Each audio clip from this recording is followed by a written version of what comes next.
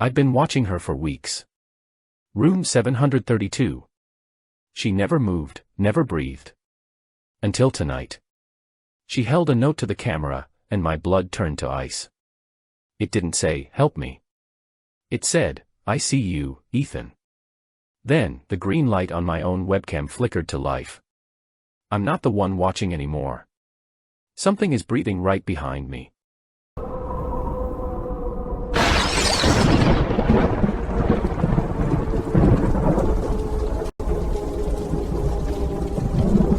Ethan existed in a world of muffled edges and dampened echoes on the bruised fringes of Seattle. Outside the window, a relentless drizzle drummed against the glass, a rhythmic tapping that felt like fingernails seeking entry into his sanctuary. Inside, the air hung heavy and stagnant, trapped within the four walls of a studio apartment that had long since forgotten the warmth of the sun. The low-frequency thrum of the computer tower served as the only heartbeat in the room, a mechanical pulse vibrating through the floorboards and into the soles of his bare feet. It was a monotonous lullaby designed for a solitude so profound it had become a physical weight upon his chest. The scent of scorched, day-old coffee clung to the curtains, mingling with the dry, chalky aroma of dust that had reclaimed the room. This fine gray powder settled like a shroud over the spines of unread books, their titles fading into the pervasive gloom of the afternoon. A single desk lamp cast a sickly yellow pool of light across the cluttered surface of his workstation, leaving the corners of the room to be swallowed by encroaching shadows. Every breath Ethan took felt recycled, a thin mixture of cold oxygen and the metallic tang of aging electronics. His fingers, pale and slightly trembling from an excess of caffeine and a lack of sleep, rested motionless against the plastic casing of his mouse. On the 24th of November, 2024, the boundary between his world and the digital void began to dissolve into something far more predatory. The clock on the wall had stopped at some forgotten hour, but the date remained etched in the glowing corner of his monitor, a constant reminder of the ticking seconds. He had been drifting through the darker, unindexed corridors of the internet, driven by a hollow curiosity that only the truly isolated can understand. It was then that he stumbled upon the resource, a site devoid of a name, a logo, or a purpose. Instead of a title, the browser tab displayed only a string of numbers, a digital coordinate pointing toward something hidden beneath the surface of the common web. As the page loaded, the monitor erupted into a mosaic of fractured lives, a grid of miniature windows flickering like dying stars in a black sky. Each frame offered a jagged, unedited glimpse into a private reality, a keyhole view into rooms where the inhabitants remained blissfully unaware of the eyes upon them. Ethan adjusted his headphones, wincing as a sharp burst of static crackled against his eardrums, a dry and jagged sound that mimicked the tearing of silk. He sat mesmerized by the sheer banality of the scenes, his eyes darting from one flickering image to the next as the blue light reflected in his dilated pupils.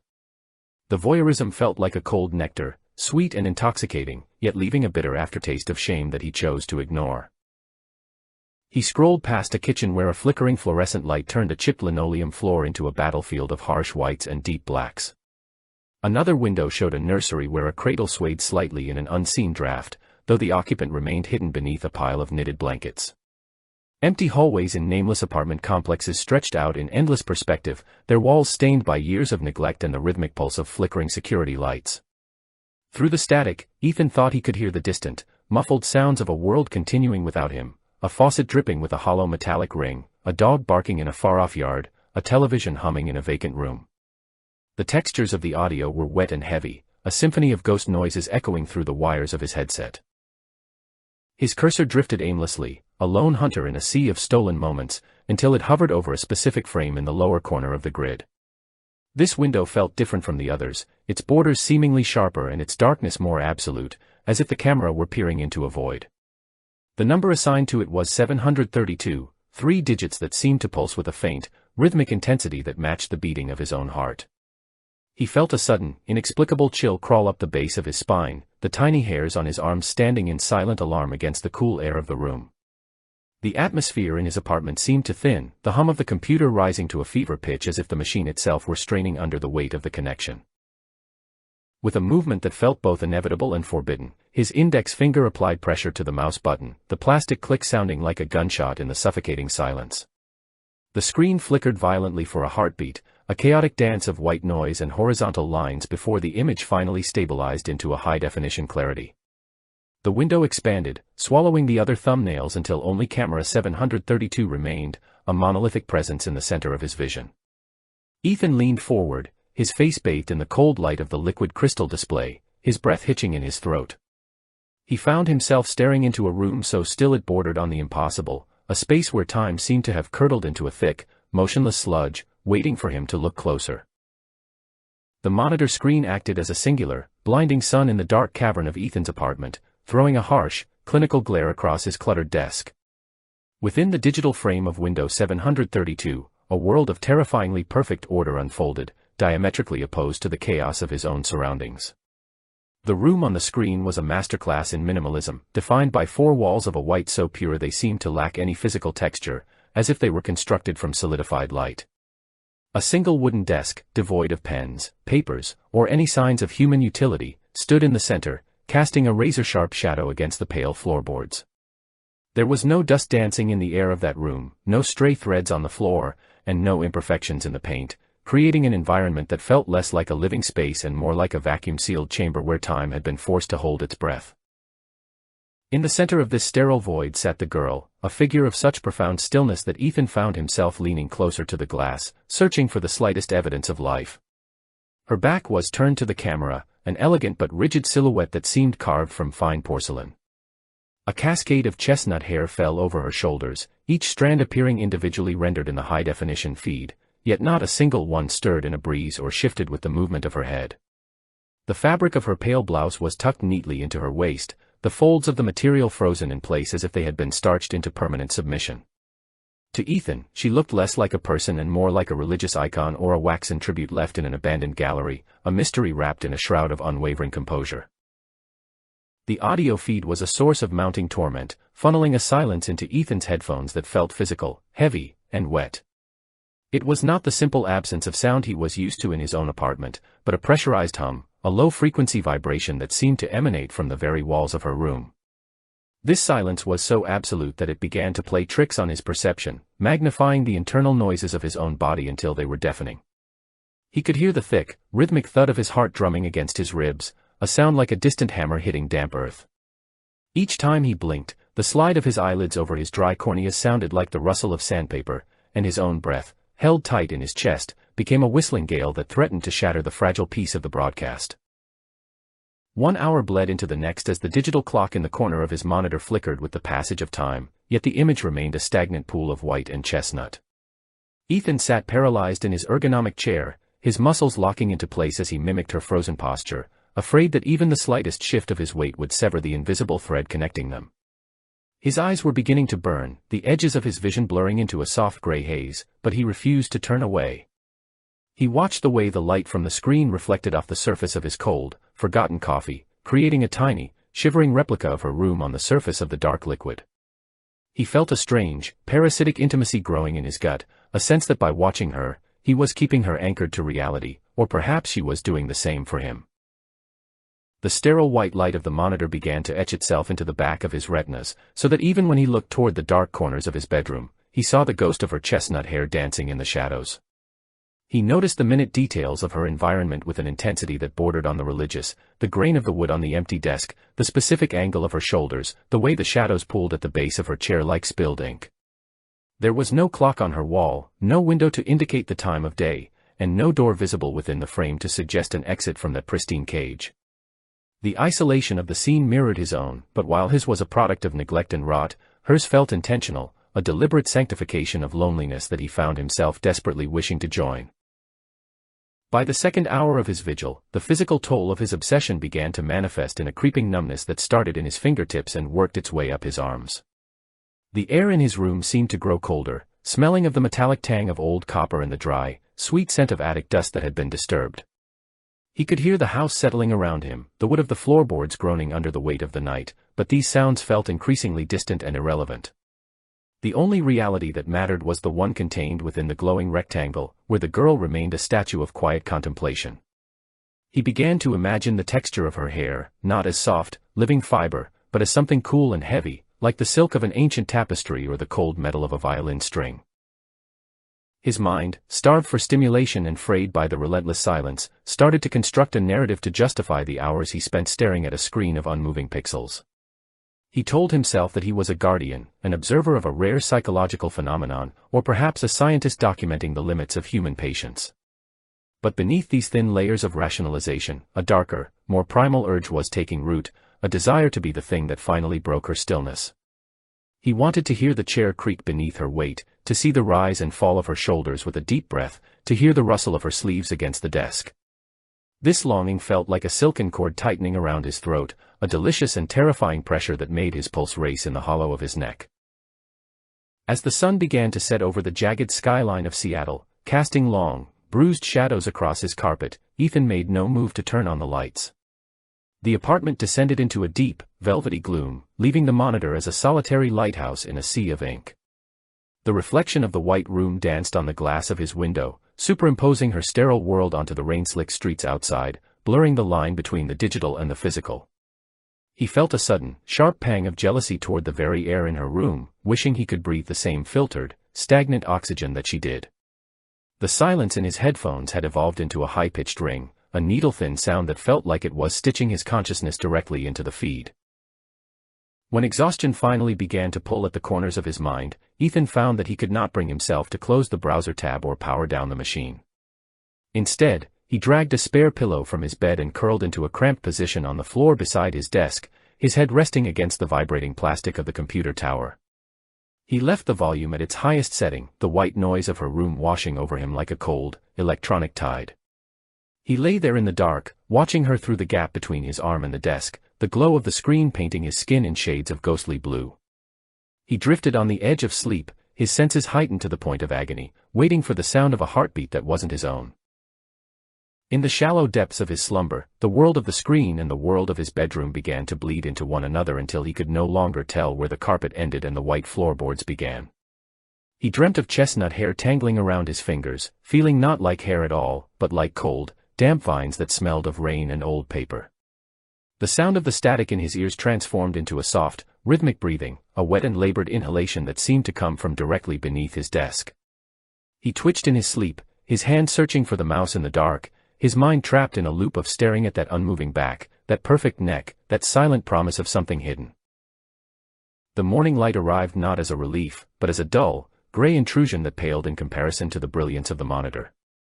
Ethan awoke with a start, his neck stiff and his mouth tasting of copper, but his eyes immediately flew to the screen to ensure she was still there. She had not moved an inch, the chestnut hair was still perfectly arranged, the white blouse still crisp, the desk still hauntingly empty. It was as if the entire night had been a single, frozen moment, a snapshot of eternity captured by a lens that never blinked. He reached out and touched the warm glass of the monitor, his fingertips leaving a faint, oily smudge over her shoulder, and for a fleeting second, he felt a jolt of static electricity that made his entire arm throb with a dull, aching heat. He began to neglect the basic rhythms of his existence, the ticking of the clock becoming a nuisance that he eventually silenced by removing the batteries. His world was now measured in the cycles of the screen's refresh rate and the subtle shifts in the static of the audio feed. He stopped opening the curtains, preferring the artificial purity of her white room to the messy, unpredictable colors of the outside world. He sat in the dark, a hollow-eyed ghost of the man he had been, his entire being focused on the hope that today would be the day she finally turned around. He was no longer a man watching a screen, he was a moth circling a digital flame, unaware that the light he craved was the very thing that was slowly, systematically consuming his sanity. By the 5th of December, 2024, the threshold of Ethan's front door had become a border he no longer possessed the will or the strength to cross. The mail piled up in a metallic heap behind the slot, a collection of forgotten bills and advertisements that whispered of a world he had abandoned in favor of the digital glow. Inside, the apartment was a tomb of stale air and gray light, the windows obscured by a thick, milky layer of condensation that wept in slow, translucent tracks down the glass. He moved through the shadows like a phantom, his skin taking on the waxy, translucent quality of the monitor's light, his eyes sunken and rimmed with a raw, angry red. The only sound in the hallway was the soft, rhythmic scuff of his woolen socks against the dusty hardwood, a sound that felt dangerously loud in the oppressive silence of his self-imposed exile. His entire universe had contracted until it was exactly 27 inches wide, measured diagonally across the liquid crystal display that sat like an altar on his desk. He had mapped the topography of the girl's room with the clinical precision of a cartographer, memorizing the spiderweb network of hairline fractures that crawled across the white plaster behind her. There was a particular crack, thin as a strand of silk, that began near the ceiling and crooked its way down toward the baseboard, and Ethan had named every branch of it during the long, hollow hours of the morning. He watched the way the light changed in that room, though no sun ever seemed to rise. Instead, a sickly, pale illumination from an unseen street lamp outside her window would occasionally shift, casting long, skeletal shadows that danced across the empty wooden desk. The headphones had become a permanent extension of his skull, the leather cushions cracked and damp with the persistent sweat of constant wear. For days, a new sound had begun to bleed through the digital static, a thin, ultrasonic whistle that vibrated at the very edge of human hearing, oscillating with a cruel regularity. It was a piercing, needle-like frequency that seemed to bypass his ears and drill directly into the soft tissue of his brain, causing a dull, throbbing ache behind his eyes that never truly receded. He would tilt his head at unnatural angles, straining to catch the source, wondering if it was a mechanical defect in her microphone or something far more ancient and deliberate. The sound was dry and metallic, like the sound of a wet finger circling the rim of a crystal glass, a sound that felt like it was trying to shatter the very glass of his monitor from the inside out. Then came the scratching, a sound so subtle he initially mistook it for the settling of his own house or the scuttle of a mouse behind his baseboards. Scratch, scratch. Scratch, scratch. It was the sound of something sharp and calcified dragging across dry timber, originating from somewhere just out of the camera's view in her sterile room. Ethan would freeze in his chair, his muscles locking into painful, rigid knots, as he listened to the rhythmic friction of bone against wood echoing in his ears. It felt as if someone, or something, was lurking in the blind spot of the lens, meticulously carving symbols into the furniture while the girl sat in her unwavering, terrifying silence. The texture of the sound was brittle and rhythmic, a patient tapping that echoed in the hollows of his own chest, making his heart stutter in a frantic, uneven dance of adrenaline and exhaustion. His stomach was a hollow, aching cavern, a knot of hunger that he habitually ignored in favor of the visual feast before him. He had forgotten the taste of real food, subsisting on stale crackers and lukewarm water, his body slowly consuming its own reserves in the service of his obsession. When he moved, his joints emitted a dry, splintering sound like breaking kindling, and the simple act of swallowing felt like passing a jagged stone down his parched throat. His reflection in the darkened glass of the monitor during a rare moment of black screen was unrecognizable, his eyes were sunken pits of shadow, his cheekbones sharp enough to tear through the parchment-like skin. The smell of his apartment, a pungent mix of unwashed fabric, sour breath, and the heavy ozone of overworked electronics, became the only air he knew, a suffocating blanket that pinned him to his chair. In the deep, velvet hours of the night, Ethan began to speak to her, his voice a ragged, sandpaper whisper that barely disturbed the thick dust in the air. He told her about the gray Seattle rain that never seemed to stop, about the way the light in his hallway flickered with a dying gasp, and about the crushing weight of the silence that lived in his lungs. He described the texture of his loneliness as something thick and gray, like wet wool, and he imagined her listening with an intensity that transcended the digital barrier. He knew, with a cold and rational part of his mind, that she could not hear him, that there were no speakers in her room to carry his voice, yet the illusion of her companionship was the only thing keeping his heart beating. He saw in her stillness a reflection of his own paralysis, a shared understanding of a world that had become too loud and too fast to endure. Paranoia began to weave its way through his thoughts like a poisonous vine, twisting his perception until every shadow in his own room became a tangible threat. He started to believe that the girl wasn't just sitting, she was waiting for a signal, a specific alignment of the stars or a certain number of breaths, before she would finally reveal her face. He wondered if the scratching he heard was actually a message intended for him, a code written in the language of friction that he was too dull to decipher. Every time he caught his own reflection in a darkened window or the polished surface of a coffee mug, he expected to see her sitting behind him, her chestnut hair obscuring her features, her presence a silent judgment on his intrusion. His hands shook with a fine, persistent tremor, making the mouse cursor on the screen dance like a nervous insect across the white walls of her sanctuary. The boundary between his tactile reality and the digital image began to fray at the edges, creating a sensory hallucination that haunted his every waking moment. He would reach out to adjust his keyboard and feel, for a fleeting second, the cold, smooth grain of the wooden desk in her room instead of the cheap plastic of his own workstation. The scent of her room, which his mind had invented as a mixture of sterile lavender and old, cold marble, would suddenly waft through his nostrils, overpowering the stench of his own neglect. He would find himself staring at his own pale, thin fingers and wondering if they were becoming as motionless as hers, if he was being pulled, atom by atom, through the camera lens and into that white, windowless box. The hum of the computer fans began to sound like a chorus of distant, chanting voices, harmonizing with the ultrasonic whistle until the room vibrated with a discordant, terrifying energy. As the clock moved toward the early hours of the 6th of December, Ethan sat in a state of hyper-awareness that felt like a fever dream. The light from the monitor was the only thing that gave him shape in the darkness, a blue-white glow that turned the sweat on his forehead into a glittering crown of cold moisture. He watched the girl's chestnut hair, looking for the ghost of a movement, the slightest twitch of a muscle that would signal the end of the wait. The scratching sound grew louder and more insistent, no longer a suggestion but a demand, echoing through his headphones with the force of a physical blow. He leaned forward until his nose was inches from the glass, his breath fogging the surface, his entire existence distilled into a single, desperate point of observation, waiting for the crack in the world to finally widen and let the nightmare through. The digital clock on the bottom right of the screen flickered as it transitioned to 13 minutes past 3 in the morning. Inside the apartment, the silence had long since stopped being a void and had become a pressurized weight, pushing against Ethan's eardrums with a dull, persistent ache. The only light was the cold, unblinking glare of the monitor, which painted his pale face in shades of bruised violet and ghostly cyan. He sat perfectly still, his spine curved like a question mark, his fingers fused to the plastic of the desk as if he had become part of the workstation itself. The air in the room was stagnant, tasting of ozone and the metallic tang of a dying battery, while the shadows in the corners seemed to pulse in time with the low-frequency hum of the computer fans. This was the hour when the boundary between the waking world and the fever dream usually dissolved, but tonight, the atmosphere felt brittle, like a sheet of ice stretched too thin over a dark, deep lake. The acoustic landscape shifted with a violent, jarring suddenness that made the hair on the back of Ethan's neck stand in jagged rows. For weeks, his ears had been tuned to the dry, electronic hiss of the white noise, a sound like falling sand that had become his only lullaby. Now, that sound was swallowed by a wet, visceral squelch that emanated from the center of his headphones with terrifying clarity. It was a rhythmic, suctioning sound, the noise of something slick and heavy being dragged across a porous surface. He could hear the distinct, damp friction of what sounded like sodden pages being turned by invisible, oily fingers, each flip accompanied by a soft, hollowing thud.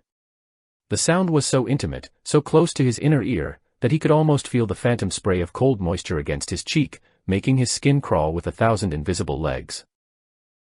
On the screen, the girl performed a gesture that shattered the weeks of frozen perfection. Her head, which had remained as still as a stone monument since the 24th of November, began to tilt with a slow, mechanical precision. It was not a fluid, human movement, but a series of micro-adjustments, as if her neck were a rusted hinge being forced open by an external hand. The sound of it arrived in Ethan's ears a microsecond later, a dry, splintering crack followed by the long, agonizing groan of stretching sinew. To Ethan, the sound was as deafening as a tectonic plate shifting in the dark, a catastrophic break in the natural order of things that sent a jolt of pure, primal adrenaline through his nervous system. He felt the vibration of that movement in his own neck, a sympathetic ache that made his jaw lock until his teeth began to sing with tension. The reaction from his body was instantaneous and punishing, his heart hammering against his ribs with the frantic, wet thuds of a bird trapped in a cage. Each pulse sent a surge of hot, iron-tasting blood to his temples, creating a rhythmic thumping that drowned out the hum of the apartment. Dark, irregular spots began to bloom in the periphery of his vision, swirling like drops of ink in clear water, obscuring the familiar clutter of his desk. He tried to blink them away, but the shadows seemed to have taken on a life of their own, dancing in a frenzied, chaotic pattern that mirrored the instability of the image on the screen. His breath came in shallow, ragged hitches, his lungs feeling as though they were being squeezed by iron bands, making every inhalation a desperate struggle against a sudden, inexplicable vacuum. A wave of unnatural, bone-deep cold washed over the room, descending from the ceiling and rising from the floorboards simultaneously.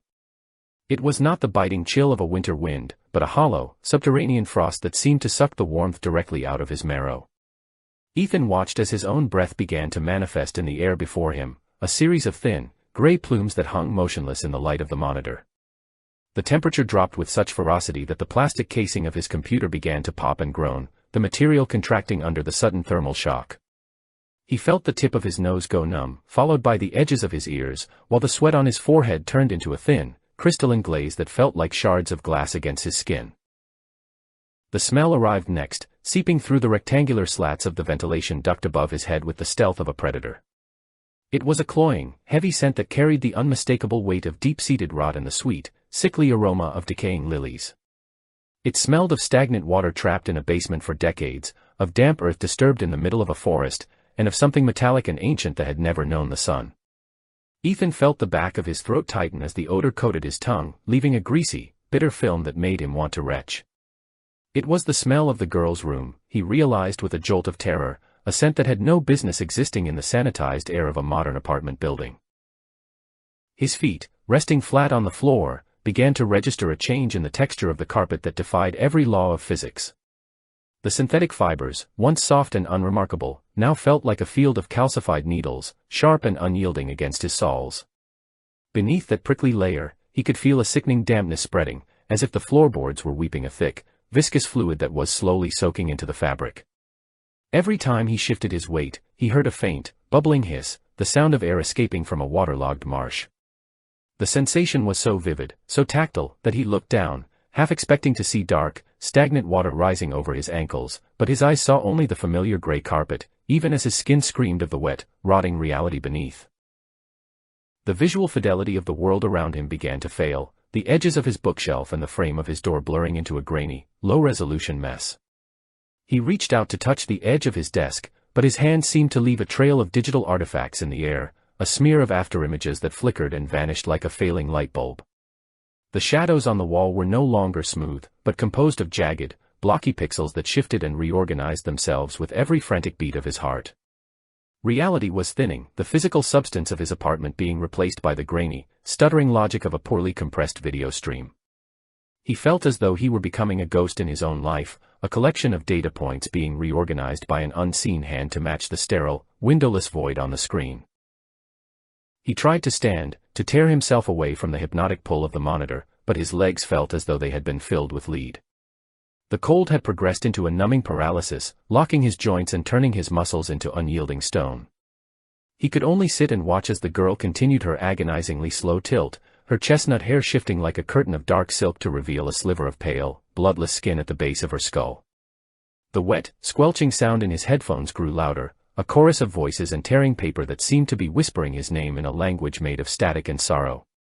He was no longer just a spectator, he was being pulled into the frame, his sensory world being overwritten by the nightmare he had invited into his home. The hum of the computer reached a screaming, high-pitched frequency that vibrated the glass of the window and the marrow of his bones. Every detail of the room, the smell of the rot, the sting of the cold, the needle-sharp carpet, intensified until it became a physical assault on his sanity. He felt the boundary between his skin and the air dissolve, his consciousness expanding to fill the apartment even as the apartment itself shrank into a single, glowing point of light. The girl was still turning, a movement that felt as though it had been happening for centuries and would continue for centuries more. Ethan sat in the heart of the storm, his eyes wide and fixed, waiting for the moment when the tilt would end and the face behind the hair would finally claim the space he had so foolishly offered. The air in Ethan's apartment had become a solid, unyielding mass that resisted his every attempt to draw a full breath. On the screen, the girl began the impossible transition from a frozen statue to a living, moving entity, her chestnut hair shifting with a heavy, viscous fluidity. The sound that accompanied this shift was not the grace of human movement, but a dry, agonizingly slow woody creak that vibrated through the drivers of his high-end headphones. It sounded like the structural groan of a galleon's hull under the pressure of 1,000 fathoms of water, or the complaint of an antique oak wardrobe being pried apart by a rusty crowbar. Each millimeter of her rotation was punctuated by this rhythmic, grinding protest, a sound that felt as though it were occurring inside Ethan's own skull, rattling his jaw and making his vision vibrate with every jagged click of her neck. As her torso began to follow the lead of her head, Ethan watched with a sickening, hypnotic intensity the way the skin across her upper back pulled taut beneath the fabric. Through the thin, translucent material of her white blouse, the distinct ridges of her vertebrae became visible, shifting and sliding against one another with a wet sound like gravel being ground between stones. Her neck was a map of straining anatomy, the large tendons on the sides of her throat stood out like taut cables, vibrating with the immense effort of this unnatural deceleration. It was a movement that defied the physics of flesh and blood, a cinematic frame-by-frame stutter that suggested her reality was operating on a different temporal frequency than his own.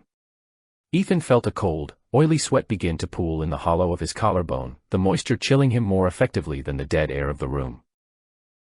The girl's right arm began to detach from its rest at her side, rising into the air with the same shuddering, mechanical hesitation that characterized her turn. Ethan could see the faint, bluish veins beneath her pale skin, looking like delicate topographical maps of a frozen and forgotten territory. The sleeve of her shirt whispered against the air, a sound that should have been silent but was magnified by the microphone into a rushing wind that filled his ears. She reached toward the edge of the empty wooden desk, her fingers splayed and trembling with a fine, persistent tremor that spoke of an ancient exhaustion. The sound of her movement was no longer just a creak, it had evolved into a low-frequency hum that seemed to rattle the very foundations of the apartment complex, a subterranean vibration that made the pens on Ethan's desk dance in their holders with a rhythmic, metallic clinking. When her fingertips finally made contact with the surface of the desk, the sound was a visceral assault on Ethan's senses. It was the dry, abrasive rasp of coarse sandpaper being dragged across a raw, unfinished plank of cedar, a sound of friction that felt like it was stripping the skin from his own palms. He could hear the micro-textures of the wood grain as her nails, trimmed short and perfectly colorless, scraped against the old varnish. The friction produced a high-pitched, localized heat that he felt in his own fingertips, a sympathetic stinging that made him clench his hands until the knuckles turned a ghostly white. She moved her hand with a terrifying deliberateness, sweeping across the empty expanse toward something that sat just outside the original focus of the lens, her movements trailing a faint, ghostly blur across the pixels of the monitor. From the void beyond the desk's edge, she withdrew a heavy, rectangular sheet of white cardstock and a thick, black marker. The paper caught the sterile light of the room, reflecting it with a brilliance that made Ethan wince and squint, his pupils struggling to adjust to the sudden shift in luminosity. He could hear the heavy, fibrous weight of the paper as it was laid flat, a sound like a wet slab of meat hitting a butcher's block in a silent room. The girl unsheathed the marker, and the click of the cap being removed was a sharp, percussive snap that echoed like a pistol shot in the silence of his bedroom. The scent of solvent and fermented ink seemed to waft through the headphone speakers, a sharp, chemical sting that burned the back of his throat and made his eyes water with a sudden, localized irritation. Then, she began to write. The sound of the felt tip moving across the porous surface of the paper was a jagged, visceral screech that made Ethan's teeth ache with an unbearable pressure. It was the sound of a metal needle being dragged across a blackboard, a high-frequency torment that seemed to vibrate his very molars in their sockets. He could hear the marker's ink being sucked into the dry fibers of the paper, the wet, thirsty sound of the black fluid staining the white void. Every stroke was a slow, deliberate excavation, the girl pressing down with such force that the wood of the desk beneath groaned in protest. Ethan felt a cold, liquid terror flowing through his veins, replacing his blood with something thick and slow, as he watched the dark, jagged shapes begin to form on the page. As she worked, the room around Ethan seemed to shrink, the walls closing in until the space felt no larger than a coffin. The smell of rot he had noticed earlier intensified, becoming a suffocating blanket of decay that filled his nostrils and made every breath a labor of disgust. He could hear the sound of his own pulse, but it was no longer a steady beat, it was a frantic, uneven scratching that matched the rhythm of the girl's marker. The shadows in his room were no longer just darkness, they were a presence, a heavy, velvet weight that pressed against his back, urging him to look away, yet he was held in place by the gravitational pull of the screen. His mouth was as dry as bone meal, and when he tried to swallow, his throat felt like it was lined with rusted iron filings. The girl finished the final stroke, the marker lingering on the paper for an extra second, creating a dark, spreading blot of ink that looked like a deep entry wound. She slowly raised the paper, her hand trembling so violently that the edges of the cardstock blurred into a white haze against the sterile walls. As the sheet moved closer to the camera lens, the handwriting became legible, a series of large, uneven, and frantic characters that seemed to writhe on the page like dying insects. The ink was still fresh, still wet, and Ethan watched with a paralyzed horror as small, black droplets began to detach themselves from the letters, sliding down the white surface like obsidian tears. The message was not a request or a plea, it was a cold, definitive statement of fact that tore through the remaining layers of his sanity. I see you, Ethan. The words were written in a jagged, hungry script that looked as though it had been carved rather than drawn. Seeing his own name, a name he had never typed into this site, a name he had not spoken aloud in his own home for weeks, sent a shockwave through his body that made his heart skip several beats. The air in his apartment suddenly felt as though it were being sucked out through a pinhole, leaving him gasping in a terrifying, airless vacuum. He could hear the sound of the ink dripping from the paper in the girl's room, a rhythmic, wet patter, drip, drip, drip, that sounded like blood falling onto a cold tile floor. The silence that followed was a deafening roar, a pressurized wall of sound that threatened to burst his eardrums and liquefy his senses. At that exact moment, the girl's chestnut hair shifted one last time, revealing the dark, hollowed-out shadows where her eyes should have been, directed straight into the lens of the camera. The visual feed began to disintegrate, the high-definition clarity being replaced by a violent, jagged storm of black and white static that looked like a swarm of angry wasps. The sound in his headphones exploded into a cacophony of white noise, 1,000 screaming voices, the roar of a winter gale, and the dry, tearing sound of 1,000 sheets of paper being shredded at once. Ethan lunged for the mouse, his hand a frantic, useless claw of trembling flesh, but the cursor remained frozen on the screen, a dead pixel in the center of the electronic blizzard. The browser window vanished with a sharp, mechanical click that sounded like the heavy iron bolt of a prison cell being slammed home. The monitor went pitch black, the sudden absence of light plunging the room into a darkness so absolute it felt like a physical blindfold had been tied over his eyes. In the silence that followed, the only sound was the cooling of the computer's internal components, a series of faint, metallic tings that sounded like footsteps retreating into the distance. Ethan sat in the dark, his breath coming in jagged, sobbing gasps, his mind a fractured landscape of afterimages and echoing static. He felt as though the very air around him had been branded with those 4 words, an invisible mark that would never fade.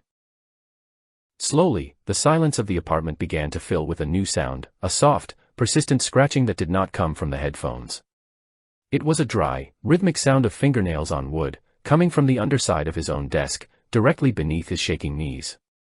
The smell of the decaying lilies and stagnant water was no longer a phantom scent from the screen, it was thick and palpable, filling his lungs and coating his skin with a greasy, invisible film.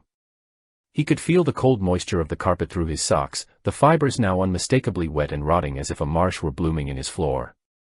He was afraid to look down, afraid to breathe, as he realized that the closing of the browser was not the end of the connection, but the finalization of a transfer that had been occurring for days.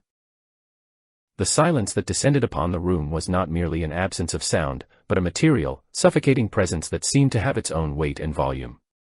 It pressed against Ethan's eardrums like the heavy, cold depths of a lightless ocean, making the very air feel thick and difficult to displace. He sat in the dark, his lungs burning with a shallow, panicked rhythm, as the sharp, acidic stench of ozone began to clog his nostrils. Beneath the chemical sting lay the unmistakable aroma of scorched polymer and old, heated dust, the scent of a machine that had been pushed far beyond its intended limits. Every inhalation felt like drawing in a mouthful of gray ash, coating his tongue with a bitter, metallic film that made his stomach turn in a slow, agonizing knot of nausea. Ethan remained frozen in his chair, his muscles locked in a state of rigid paralysis that made him feel as though his very bones had been replaced by cold iron.